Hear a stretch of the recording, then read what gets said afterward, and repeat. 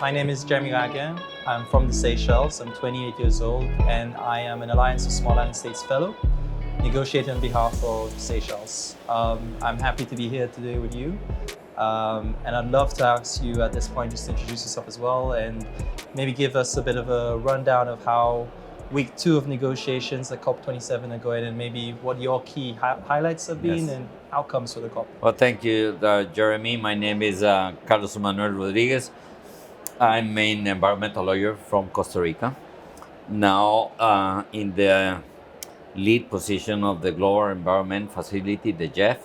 The GEF was created before you were born, in the 30 years ago, as a financial mechanism to support developing countries in their environmental commitments with the conventions. We got a climate convention, a convention on biological diversity, land degradation, and there's a few others very important on chemicals. One that has dealt in a very successful manner with the ozone layer depletion. There's a very successful story there on the work that we have done with the countries. So this is what we are. We work in 160 plus countries, providing funding, strategic support, so they can be able to implement what they agreed to do here in the big COPs. So Jeremy, a couple of things are here important, and I got kids your age, and when I have dinner with them, we got very interesting conversations about your future, and they feel that my generation really compromised their future, and I don't disagree with that at all. So one of the things I've been telling my kids is that the only way, and I do say this based on my own experience, the only way to do the system change is within the inside. So you're here on your first COP, willing to understand how COPs operates, but you have an aspiration to be a leader in international negotiations and implementation. So give me your opinion on what has been your experience so far in the COP. Thank you so much, Carlos. I mean, first of all, I have to commend Costa Rica being a beacon of hope for when it comes to dealing with the climate crisis, the ecological crisis, and these things. So it's really interesting to be speaking from an islander to an islander. I don't come from an environmental law background, but the last year has been really delving into international environmental law. And I think this is the problem of today is we have these common problems, but no common resolve, And it's really interesting when you talk about your kids, because these things predate us, and we are invited sometimes to participate or encouraged to participate. But as my first COP, one of the key lessons I'm learning is UNFCCC, the Paris Agreement, all these things are skeletons. They're really meant to bring us together as nations and understanding what each other, have in terms of our opportunities, but challenges, and there's compromises, and I understand that as well.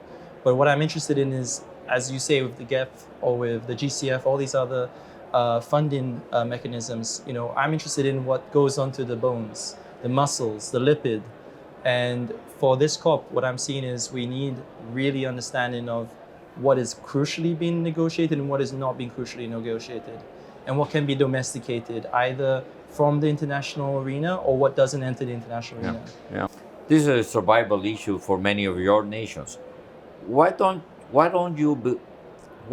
you see any real traction in the commitment to implement this framework, which is called the Paris Agreement, from many nations? Why, if this is so relevant in terms of survival for many societies and nations, we're still dragging on climate action? Yeah, my view is there are only 10 nationally determined contributions that matter, right? There's 10 emitters that are responsible for over 70% emissions. So my country can do things, your country can do things, but they'll amount to less than 0.1% of emissions.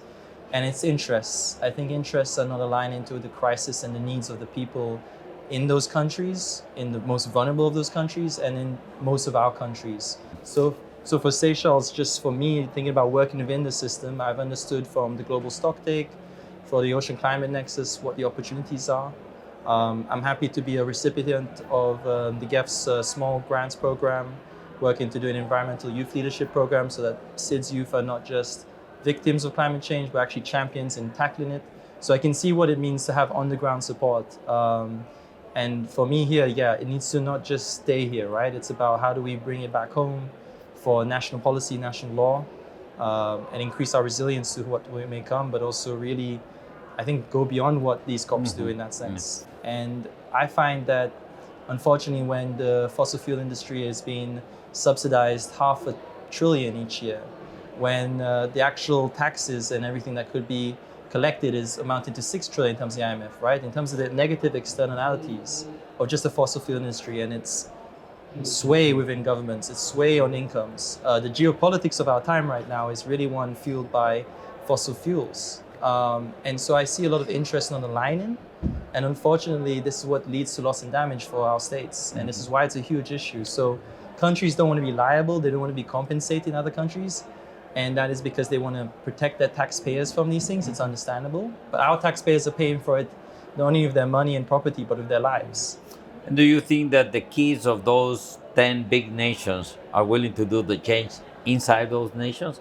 Are there any North-South dialogues at the youth level? Within the program, I'm united with 10 fellows of Smart Developing States. We often have these discussions. One of our directors of the fellowship, Angelique Popenu, was saying, well, when the day comes that your island may be submerged or become uninhabitable, do you have friends that will invite you to their homes?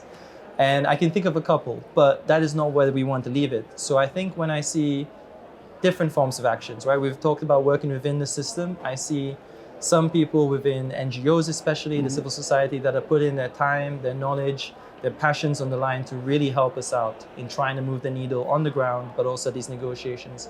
There are other people who are a bit more extreme, and it's something that I'm not necessarily, I would say I'm neutral about, because people are taking matters in their own hand, and this is not necessarily what we want, but this is what's happening, and people need to respond to that. Governments need to respond to that. So I see pressure mounting within the systems as well as without the systems. The question for us is how long will that take for it to turn into political will and really hold us, people say they're going to hold their leaders to the fire, to the account. But it's a case of, do these leaders feel pressure more on the public rather than, let's say, the special interests? And based on your experience in this COP, what do you recommend to the JEF to do with the youth? Well, I'm going to speak specifically to SIDS youth, right? For SIDS youth, I think it's clear our connection with the ocean is clear. I know for youth, in terms of a lot of the innovative projects that we have, it could be with coral restoration, could be education outreach activities. I mean, the youth have the will, have the knowledge, have the capacity to take on these projects, but we need to make sure that these things are equally distributed. I know there's been the special climate fund established under the GEF for the SIDS as a window. I think that's currently doing a lot of great work, and we want to see more of that. But I think we want to see a balance on the ocean side of things. So whether in the Pacific, whether in the Indian Ocean like myself, we have a lot of things in the pipeline that I think would benefit from that kind of support. I think it's also the case that the small grants program is something that allow local communities to really engage. So more of these kind of, I would say, less hard, but still rigorous grants are key. And I think for us, it's always about what projects have already taken place and making sure that the knowledge gained from these projects is accessible so that they're being replicated. And we've been brought in the right direction. I think this is the thing, it's key. Okay. I wish you the best, good luck, and thank you. Thank you so much, Carlos. Likewise.